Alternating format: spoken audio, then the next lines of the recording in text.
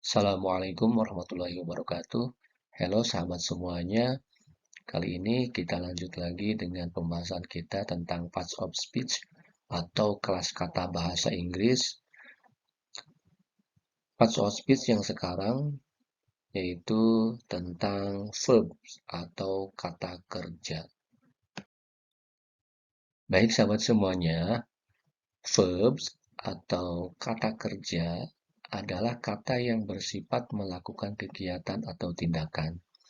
Kata kerja ini atau verb ini terbagi menjadi dua bagian. Yang pertama, main verbs, kata kerja utama, yaitu yang pertama action verbs, kata kerja aksi. Kemudian yang kedua, stative verbs. Kemudian bagian yang kedua yaitu auxiliary verbs atau kata kerja bantu.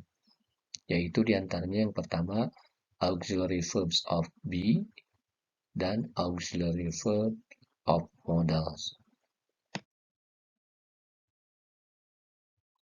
Bagian main verbs yang pertama, yaitu action verbs, adalah kata kerja yang aktivitasnya melibatkan gerak motorik tubuh. Contohnya, cook, memasak, teach, mengajar, study, belajar, write, menulis, talk, berbicara, eat, makan, drink, minum, watch, menonton, drive, mengendarai, walk, berjalan, swim, berenang, run, berlari, jump, melompat, kick, menendang, draw, melempar, bring, membawa, dan etc. dan sebagainya. Contoh dalam kalimat penggunaan action verb dalam kalimat present continuous tense.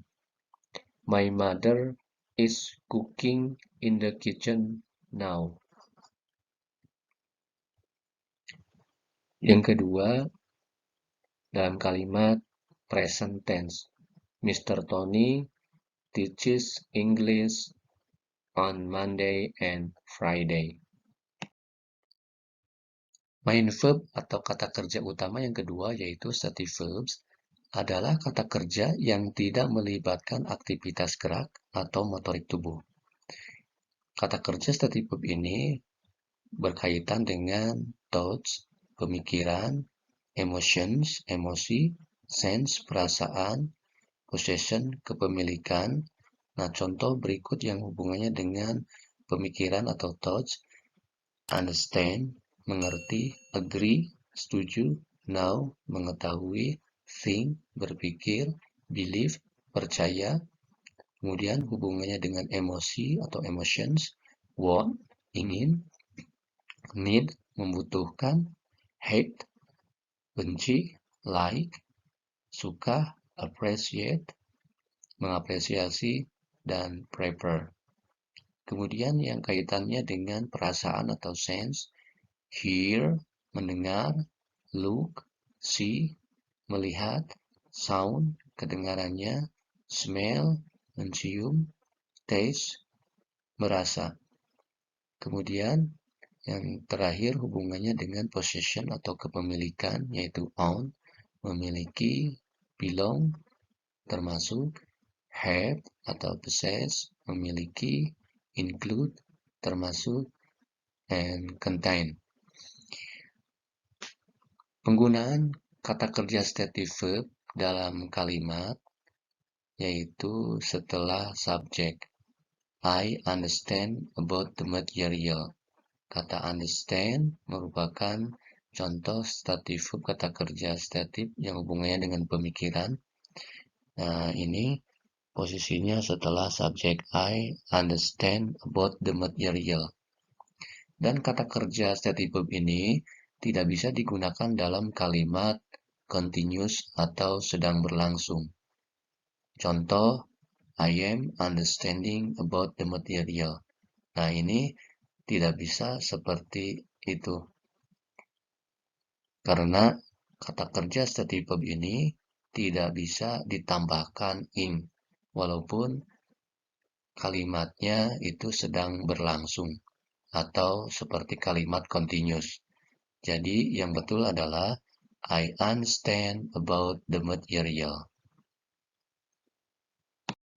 Bagian kata kerja yang kedua yaitu auxiliary verbs atau kata kerja bantu.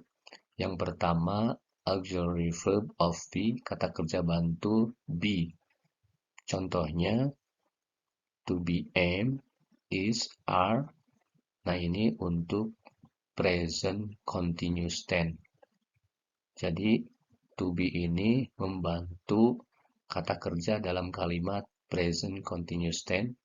Contoh, they are reading English book in the classroom right now. Jadi are di sana membantu kata kerja utama reading. Jadi kata kerja auxiliary verb, kata kerja bantu be ini bersanding dengan kata kerja utama dan posisinya letaknya sebelum kata kerja utama.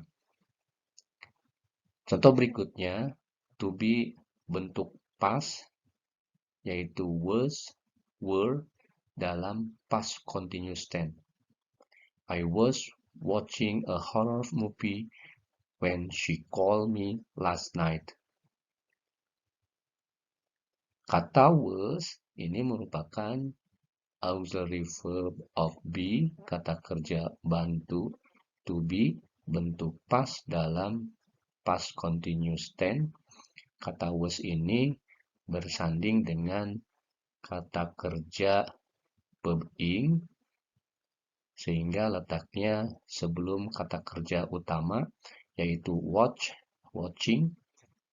I was watching a horror movie when she called me last night.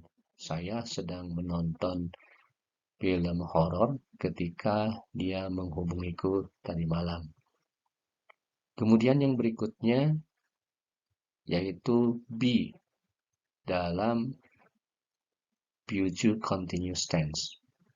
Contohnya, I will be eating breakfast if you come to my house at 6 a.m. tomorrow. Kata be di sini bersanding dengan kata kerja utama yaitu eating. Posisinya sama, letaknya sebelum kata kerja utama. I will be eating breakfast if you come to my house at 6 a.m. tomorrow. Saya akan sedang makan sarapan jika kamu datang ke rumahku jam 6 pagi besok. Auxiliary verbs yang kedua yaitu auxiliary verbs of modals, kata kerja bantu modals. Contohnya can, may, do, must, have to, atau has to. Nah, ini dalam kalimat simple present. Contoh, my uncle can swim in the river. Pamanku bisa berenang di sungai. Kemudian modal berikutnya, contohnya yaitu have atau has dalam kalimat present perfect tense. Contoh, I have watched the Harry Potter film twice. Saya telah menonton film Harry Potter 2 kali. Kata have atau has ini bisa disesuaikan dengan subjeknya. Kalau subjeknya orang ketiga tunggal, she, he, it, dan nama orang, itu bisa menggunakan kata has. Dan kata have ini untuk subjek I, they, we, dan sebagainya. Kemudian model yang berikutnya yaitu kata will, akan, ini dalam kalimat future tense. Contohnya, I will go to Pangandaran Beach next week. Saya akan pergi ke Pantai Pangandaran minggu depan. Kata will, model ini dalam kalimat future tense, Ini berlaku untuk semua subjek. Semisal contoh, subjek pronoun I, you, we, they, she, he, it itu menggunakan will, kata kerja bantunya. Nah, di sini kata kerja bantu model posisinya semuanya sama, yaitu bersanding dengan kata kerja utama, sehingga letaknya atau posisinya berada sebelum kata kerja pertama. Can swim, have watched, will go. Kemudian auxiliary verb of models, bentuk pas daripada can, yaitu could, kemudian might, dari bentuk pas may, kemudian did, dari bentuk pas do, kemudian had, dari bentuk pas have atau has, dan had to, itu dari bentuk pas have to atau has to, dan would, itu dari kata will. Contoh bentuk pas penggunaannya dari model ini itu dalam kalimat past tense, karena bentuk modelnya bentuknya pas, sehingga ini digunakan untuk kalimat lampau atau past tense. Contoh, they could climb the Mount Ciremai last week. Mereka bisa memanjat atau mendaki Gunung Ciremai minggu kemarin.